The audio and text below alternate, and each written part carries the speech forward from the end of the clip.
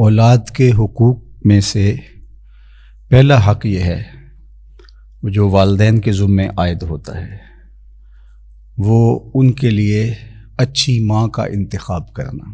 جب انسان نکاح کرتا ہے تو عمومی طور پہ لوگ اپنے لیے اچھی بیوی کی تلاش کر رہے ہوتے ہیں، لیکن یہ چیز اسے مد نظر رکھنا ہوگی کہ آج میں جس کا انتخاب کر رہا ہوں کل وہ میرے بچوں کی ماں بننے والی ہے، تو وہ بطور ماں کس طرح سے ان کی تربیت کر سکے گی۔ تو وہ خوبیاں جو ایک ماں کے اندر ہونی چاہیے تو وہ آپ نے انتخاب کرتے ہوئے غور و فکر کرنا ہے۔ ابو الاسود الدؤلی زمانہ جاہلیت کا ایک شاعر گزرا ہے۔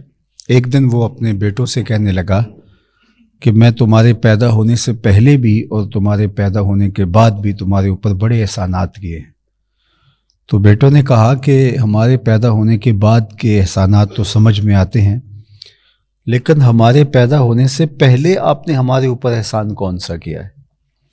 تو ابو الاسود الدؤلی کہنے لگا اپنے بیٹوں کو، اپنی اولاد کو، کہ میں ایک شاعر ہوں اور شاعر کی طبع کے اندر جو حسن پسندی ہے تو بیوی کے انتخاب کے لیے اس کی اول ترجیح یہی ہونی چاہیے تھی، لیکن میں جب اپنی بیوی کی تلاش میں نکلا تو میں اس خیال سے تلاش کیا کہ جو میرے بچوں کی بہتر ماں بن سکے، تو میں نے اپنے جذبات کی قربانی دے کر تمہارے لیے اچھی ماں تلاش کی، اپنے لیے اچھی بیوی تلاش کرنے کی نسبت۔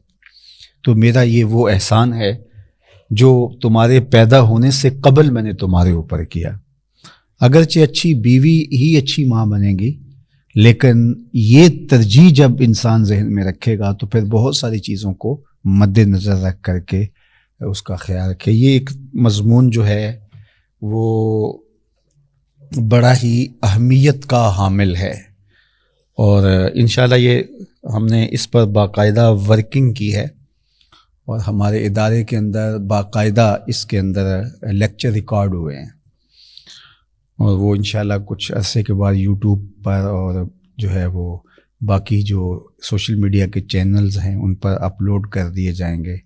باقاعدہ نفسیات کے ماہرین ڈاکٹروں سے بھی آراء لی ہیں، پوری دنیا بھر کے نفسیات کے ماہرین کے ڈاکٹروں سے، اور وہ 5 چیزیں بیان کی گئی ہیں کہ جو بیوی کے انتخاب کے لیے اور خاتون کے انتخاب کے لیے جو ہے جن چیزوں کو مد نظر رکھنا چاہیے۔ تو اس کے بعد پھر ماں جب بنتی ہے تو اس کو اولاد کی تربیت کیسے کرنی چاہیے، والد کی ذمہ داریاں کیا ہے، اس پر 10 گھنٹے کے لیکچر ریکارڈ ہوئے ہیں، اور انشاءاللہ وہ بھی جو ہے وہ اپلوڈ کر دی جائے گی، وہاں سے بہت کچھ سیکھنے کو مل سکتا ہے۔ تو میں صرف عمومی طور پہ چند باتیں آپ کے سامنے رکھنا چاہ رہا ہوں۔ تو سب سے پہلی بات جو ہے وہ اچھی خاتون کا انتخاب جو کل بہتر ماں بن سکے۔ اور حضرت سیدنا عمر رضی اللہ تعالیٰ عنہ کا واقعہ آپ نے سنا ہوگا کہ آپ جب پہرا دے رہے تھے، راتوں کو گشت کیا کرتے تھے، تو ایک خاتون اپنی بیٹی سے کہہ رہی تھی کہ دودھ میں پانی ملاؤ تاکہ ہم زیادہ پیسے کما سکیں۔ تو اس لڑکی نے کہا کہ امیر المومنین حضرت عمر نے دودھ میں پانی ملانے سے منع کر رکھا ہے۔ تو اس خاتون نے کہا کہ عمر کون سا دیکھ رہا ہے؟ تو اس لڑکی نے کہا کہ عمر تو نہیں دیکھ رہا، عمر کا رب تو دیکھ رہا ہے۔ حضرت عمر رضی اللہ تعالیٰ عنہ بہت متاثر ہوئے اور اس دروازے پر نشان لگا دیا۔ واپس آئے، صبح ہوئی تو اپنے بیٹوں کو بلایا اور کہا کہ اپنے بیٹے سے کہا کہ میں جو ہے وہ تمہارا ایک خاتون سے نکاح کرنا چاہتا ہوں۔ تو انہوں نے کہا کہ جس طرح آپ کی مرضی ہو۔ تو پھر آپ نے اس گھر پیغام بھیجا اور اس بیٹی کے رشتے کے لیے اس کی ماں سے کہا۔ تو اس نے کہا کہ مجھے منظور ہے، ظاہر امیر المومنین کا صاحبزادہ ہے۔ تو حضرت عمر کے فرزند کا نکاح ہوا اس خاتون سے، ان سے ایک بیٹی پیدا ہوئی جس کا نکاح پھر عبد العزیز سے ہوا، اور اس عبد العزیز سے اور حضرت عمر کی پوتی سے پھر ایک بیٹا پیدا ہوا جس کا نام حضرت عمر بن عبد العزیز ہے۔ تو اچھی مائیں اچھی قوم دے سکتی ہیں، تو اچھی ماں کا انتخاب اس وصف پر آپ نے اپنے بیٹے کا نکاح کر دیا کہ یہ کس قدر اللہ سے خشیت اور اللہ سے خوف رکھنے والی خاتون ہے۔ حضور نے ارشاد فرمایا کہ نکاح کیا جاتا ہے 4 چیزوں کی وجہ سے، لمالہا، لجمالہا، لحسبہا، لحسنہا۔ کسی کے مال کی وجہ سے نکاح کیا جاتا ہے، حسب و نسب کی وجہ سے نکاح کیا جاتا ہے، اسی طرح جو ہے وہ حسن کی وجہ سے نکاح کیا جاتا ہے، یا پھر جو ہے وہ اس کی خاندانی وجاہت کی وجہ سے نکاح کیا جاتا ہے۔ تو ارشاد فرمایا کہ جو لدینہا، چوتھی چیز فرمائی لدینہا، اس کے دین کی وجہ سے نکاح کیا جاتا ہے۔ پھر فرمایا کہ جو ہے وہ دین کی وجہ سے نکاح کرنے کی پھر تلقین ارشاد فرمائی، اور دین سے مراد وہ خوبیاں ہیں جو دین ہمیں بتاتا ہے، وہ جہاں پائی جائیں۔ فرمایا جس کا اخلاق اور جس کا اخلاق اور جس کا دین تمہیں پسند آ جائے اس سے اپنی بیٹی کا نکاح کر دو۔ نکاح کے انتخاب کے لیے 2 چیزیں بیان فرمائی، جس کا خلق اور جس کا دین تمہیں پسند آ جائے اس سے اپنی بیٹی کا نکاح کر دو۔ اسی طرح ادھر بھی دین اور اخلاق کو ترجیح دی گئی ہے۔ تو سب سے پہلے جو ہے وہ ماں باپ کے ذمے اولاد کا حق یہ ہے کہ وہ بیوی ہے تو خاتون ہے تو وہ اچھے شوہر کو تلاش کرے جو کل بچوں کا اچھا باپ بن سکے، اور اگر مرد ہے تو وہ اچھی خاتون تلاش کرے جو کہ اچھی ماں بننے کی صلاحیت رکھتی ہو۔ اگر معاشرے میں ڈیمانڈ یہ ہوگی تو پھر یہ صلاحیتیں لوگ اپنے اندر پیدا بھی کریں گے۔ جب رشتوں کی ڈیمانڈ یہ نہیں رہے گی، ظاہری چمک دمک اور مال و دولت اور یہ ساری چیزیں ہوں گی تو پھر ظاہر ہے اس کی طرف دوڑ لگ جائے گی، اور جب اوصاف حمیدہ اور اچھی عادات، دینداری اور یہ چیزیں عورت کے لیے معیار قرار پائیں گی تو پھر رجحان فطری طور پہ ادھر ہو جائے گا۔ تو آج اگر ہمارے ہاں ان چیزوں کی کمی واقع ہو رہی ہے تو پھر اس کا سبب یہ ہے کہ ہمارے رجحان اور ہماری ترجیحات تبدیل ہو گئی ہیں۔ دوسرا، نکاح کرنے کے بعد اللہ سے اولاد کی دعا مانگنا، اور یہ پیغمبروں کی سنت ہے، دعاؤں سے اولادیں طلب کرنا۔ حضرت زکریا علیہ السلام کی دعا اور دیگر پیغمبروں کی دعائیں قرآن مجید میں مذکور۔ ہنالک دعا زکریا رب ہب لی من لدنک ذریۃ طیبہ۔ حضرت زکریا علیہ السلام نے اللہ کے حضور دعا مانگی، اور دعا میں کیا کہا؟ اللہ مجھے نیک پاکیزہ اولاد عطا کر۔ جب بھی اولاد مانگو تو نیک اولاد مانگو، جب بھی رزق مانگو تو مبارک رزق مانگو۔ اللہ سے رزق مانگو، اللہ مجھے رزق عطا کر دے، اس میں کوئی کوتاہی اور اس میں کوئی عیب والی بات نہیں ہے کہ اللہ سے آسودگی، رزق فراوان طلب کرنا چاہیے، لیکن جب بھی رزق مانگو تو رزق مبارک مانگو، برکت والا رزق مانگو، رزق حلال، رزق طیب، رزق مبارک طلب کرو۔ اسی طرح جب بھی اولاد مانگو اللہ سے تو پاکیزہ اولاد مانگو، نیک صالح اولاد طلب کرو، چونکہ نیک اور صالح اولاد انسان کے بڑھاپے کو بھی جوانی میں بدل دیتی ہے، اور بری اولاد جوانی کو بھی بڑھاپے میں تبدیل کر دیتی ہے۔ تو نیک اولاد اللہ کی بہت بڑی نعمت ہے، صالح اولاد اللہ کی عنایت ہے۔ اس لیے قرآن مجید میں پیغمبروں کی جو دعائیں مذکور ہیں اولاد کے حصول کے لیے، تو اس میں یہ لفظ ضرور ہے، رب ہب لی من لدنک ذریۃ طیبہ، اللہ مجھے پاکیزہ اولاد عطا کر دے، طیب ستھری اولاد عطا کر دے۔ تو اللہ سے اس کا طلب کرنا کہ اللہ ہمیں نیک صالح اور پاکیزہ اولاد، تو یہ اولاد کا حق ہے، ان کے لیے دعائیں مانگنا۔ ویسے نکاح کے بعد فطری طور پہ یہ جذبہ اللہ سینوں کے اندر بیدار کر دیتا ہے۔ جب انسان نکاح کرتا ہے تو نکاح کے مقاصد میں بھی حصول اولاد ہے۔ نکاح کے مقاصد میں سے ایک مقصد عصمت کے جوہر کی حفاظت ہے۔ اللہ تعالیٰ نے انسان کے جسم کے ساتھ جس طرح کچھ تقاضے رکھے ہوئے ہیں، کھانے کی ضرورت ہے، پینے کی ضرورت ہے، تو جنسی خواہشات کی تکمیل انسان کی طبعی اور فطری ضرورت ہے۔ تو جس طرح انسان حلال میسر نہیں ہوگا تو اپنے پیٹ کی آگ بجھانے کے لیے حرام کی طرف جائے گا، اس طرح جنسی خواہشات کی اگر حلال طریقے سے آبیاری نہیں ہوگی تو پھر حرام کی طرف چلا جائے گا۔ تو اس کے لیے طیب طریقہ کیا ہے؟ نکاح کرنا۔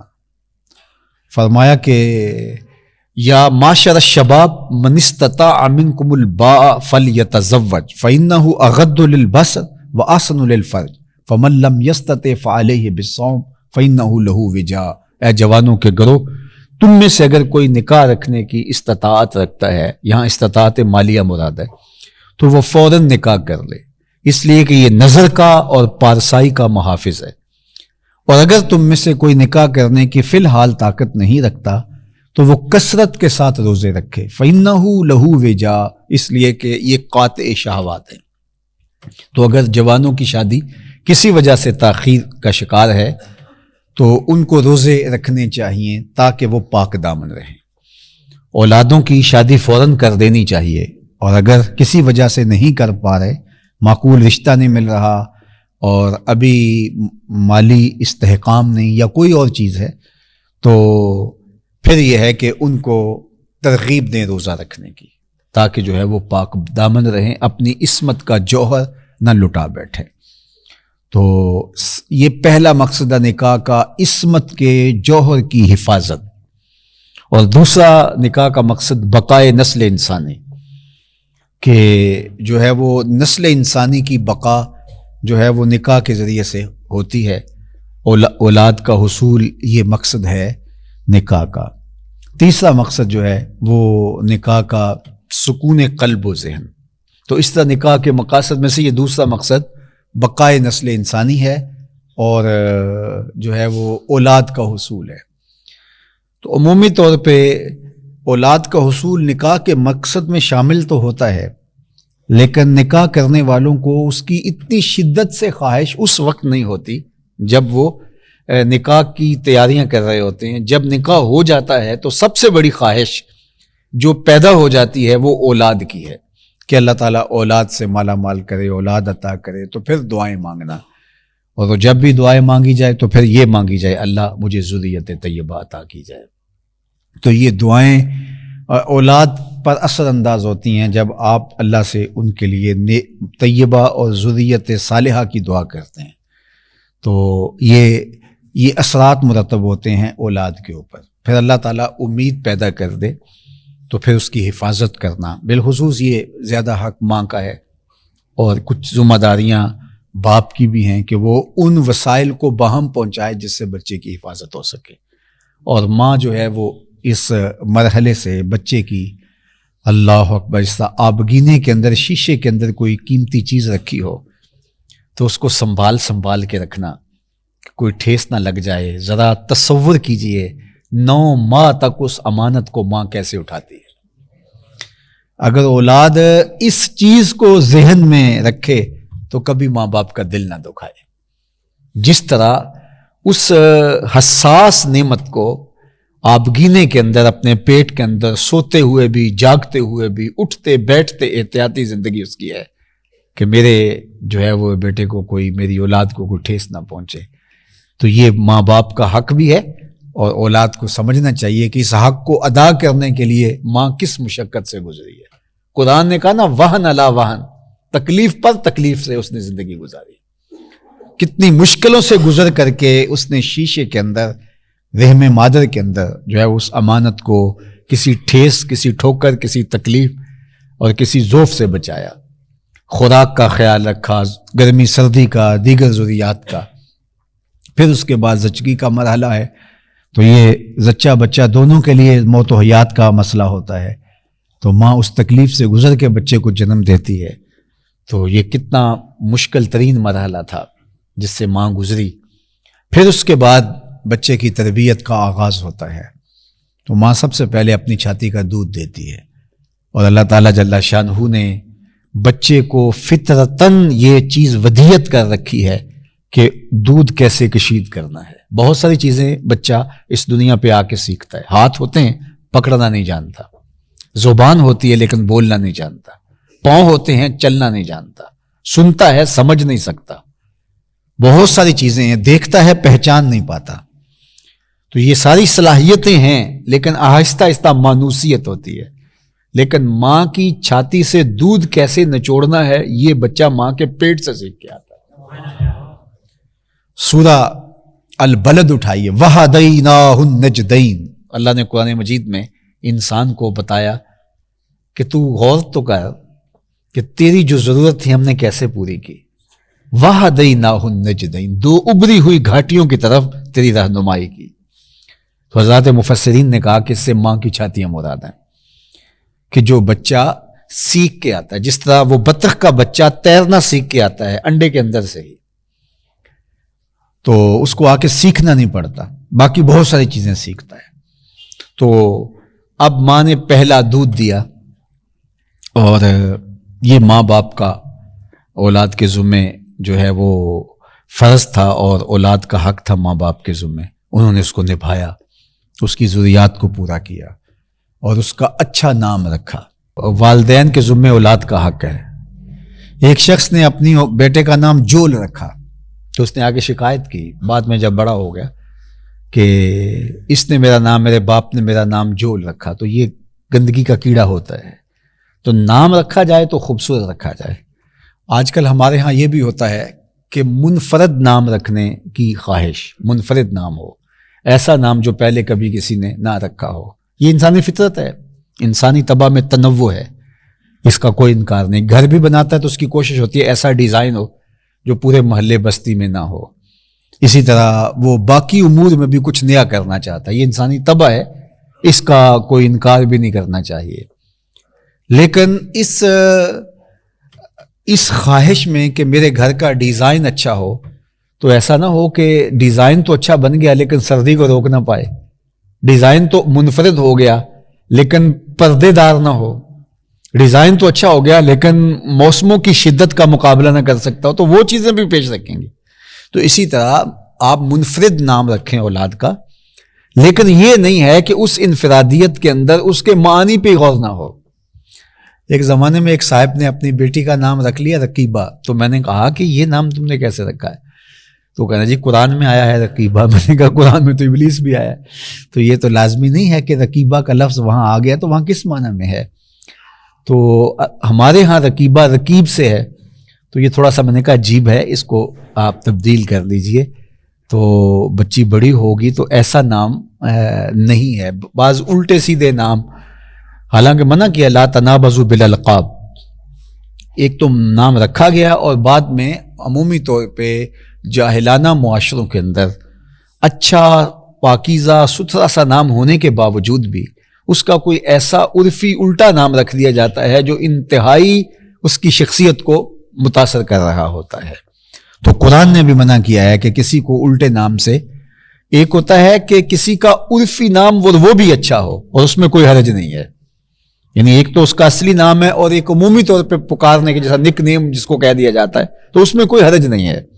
اور وہ تو حضور علیہ الصلوۃ والسلام کے دادا محترم نے حضور کا عرفی نام رکھا ہوا تھا، اور جب لاڈ سے پکارتے تو کہتے یا اب یادو، اے گورے رنگ والے.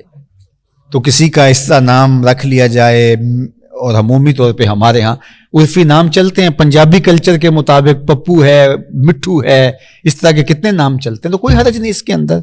کسی کو چندہ کہہ دیا جائے تو یہ اس میں کوئی حرج نہیں ہے. تو یہ اچھے نام ہیں اگرچہ یہ عرفی ہیں، لیکن جو ہے وہ لفظوں کو، خوبصورت لفظوں کو بگاڑ کر کے عبد الرشید کو چھیدا کہہ دیا جائے تو یہ بڑا عجیب، عبد الکریم کو کریمہ کہہ لیا جائے تو یہ عرفی اگرچہ ایک معنی میں ہوں گے لیکن یہ جو ہے وہ عرفی نہیں ہے، یہ الٹے ہیں. یہ اصل نام کو بگاڑ کر کے اس کی حیت تبدیل کی گئی ہے. تو جو عرفی نام ہے وہ کوئی الگ سے ہو لیکن وہ خوبصورت، تو اس میں کوئی حرج نہیں ہے اور وہ رکھ لینا چاہیے، بلکہ بیوی کا بھی رکھ لینا چاہیے. حضور حضرت سیدہ عائشہ رضی اللہ تعالی عنہا کو حمیرہ کہہ کے پکارا کرتے تھے. حمیرہ کہتے ہیں سرخ رنگ والی، تو حضور حمیرہ کہہ کے لاڈ سے پکارا کرتے تھے. تو بیوی کا ایک تو نام عرفی ہے، لیکن شوہر لاڈ سے اگر کوئی نام الگ سے رکھ لے تو اس کو اجازت ہے، اور یہ حضور علیہ السلام کی سنت ہے. اور اس سے عورت جو ہے وہ ایک خوشی اور ایک فرحت محسوس کرتی ہے کہ میرے لیے خاص یہ نام رکھا گیا ہے. اس طرح بچوں کے لیے گھر کے اندر اگر کوئی ایسا نام رکھ لیا جائے جس سے انہیں فرحت اور خوشی محسوس ہو رہی ہو اور وہ ان کی شخصیت ڈیمیج نہ ہو رہی ہو اس سے، تو کوئی حرج نہیں ہے، بلکہ رکھ لینا چاہیے۔ لیکن اگر جو ہے وہ ایسا نام ہے تو وہ شخصیت کو جو ہے وہ عیبدار بنا دے گا، اس لیے ایسے نام رکھنے سے جو ہے وہ ایسے الٹے نام رکھنے سے، جس کو ہم الٹے نام رکھتے ولا تنابزوا بالالقاب، تو شریعت نے اسے منع کیا ہے۔ تو اچھے ستھرے سہل آسان جو زبان پر آسانی سے چڑھ جاتے ہوں اور وہ با معنی بھی ہوں، با مقصد بھی ہوں۔ اور احب الاسماء اللہ عبداللہ و عبد الرحمن، اللہ کو سب سے زیادہ جو محبوب نام ہے وہ عبداللہ اور عبد الرحمن ہے۔ بندوں کے نام جو بھی ہوں ان میں اللہ کو سب سے پسند نام جو ہیں وہ یہ دو نام ہیں، کسی کا نام عبداللہ رکھا جائے یا عبد الرحمن رکھا جائے، عبداللہ رکھا جائے یا عبید اللہ رکھا جائے یا عبید الرحمن رکھا جائے۔ عبد کی تصغیر عبید ہے، اور اس طرح عبداللہ رکھ دیا جائے یا عبید اللہ رکھ دیا جائے، عبد الرحمن رکھ دیا جائے یا عبید الرحمن رکھ دیا جائے، یا اللہ کے جتنے بھی صفاتی نام ہیں ان کے ساتھ عبد کی اضافت کے ساتھ کوئی نام رکھ لیا جائے۔ اور پھر دوسرا حضور کے ناموں پر سمو باسمی، فرمایا میرے ناموں پہ نام رکھو، میرے نام پہ نام رکھو۔ تو کسی شخص کا نام حضور کے نام پہ ہو تو کوئی یہ برکت والا نام ہے۔ تو حضور کے متعدد اسماء ہیں، ان اسماء میں سے کسی اسم مبارک پر حضور علیہ الصلوۃ والسلام کے کسی مبارک نام پر اپنی اولاد کا نام رکھ لیا جائے۔ اللہ اکبر۔ علماء نے لکھا کہ جس دسترخوان پر محمد نام کا بیٹا ہوگا، بچہ ہوگا، اللہ اس دسترخوان پہ برکتوں کا نزول فرمائے گا۔ سیرت حلبیہ میں امام برہان الدین حلبی نے لکھا ہے کہ قیامت کا دن ہوگا تو اللہ اپنے محبوب سے آواز دے کے پکارے گا یا محمد، تو اس نام کے جتنے لوگ ہوں گے محمد نام کے، تو وہ اس آواز پہ جو ہے وہ لپکتے ہوئے دوڑ پڑیں گے۔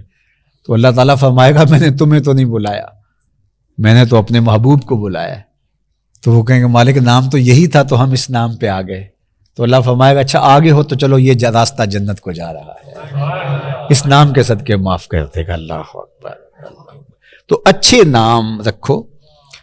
منفرد نام بھی رکھنا چاہو تو منفرد نام بھی حضور کے ناموں میں کتنے خوبصورت جو ہے وہ نام۔ ابھی میں پرسوں ترسوں کہیں گیا تو میں نے ایک بچے کو پوچھا کہ تمہارا نام کیا، تو اس نے کہا میرا نام محمد تہامی ہے۔ تو میں نے پہلی دفعہ سنا یہ نام کسی نے رکھا ہوا ہو، حالانکہ حضور کے اسماء میں سے حجازی، ترازی، تہامی، ہاشمی، تو عرض تہامہ کے حضور رہنے والے تھے، تو اس وجہ سے تہامی بھی حضور کا نام ہے۔ تو میں نے کہا بہت اچھا لگا مجھے آپ کا نام، کہ آپ کا نام محمد تہامی ہے۔ تو ہاشم ہے، تہامی ہے، حجازی ہے، یہ حضور کے مبارک جو ہے وہ صفاتی نام ہے۔ تو ان ناموں میں سے کوئی نام رکھا جا، صحابہ کے ناموں میں سے کوئی نام رکھے جا سکتے ہیں۔ اب 1,00,000 کئی ہزار صحابہ ہیں اور اتنے خوبصورت اسماء ہیں صحابہ کے، اہل بیت کے اسماء کو آپ پڑھیں، اتنے خوبصورت اسماء ہیں۔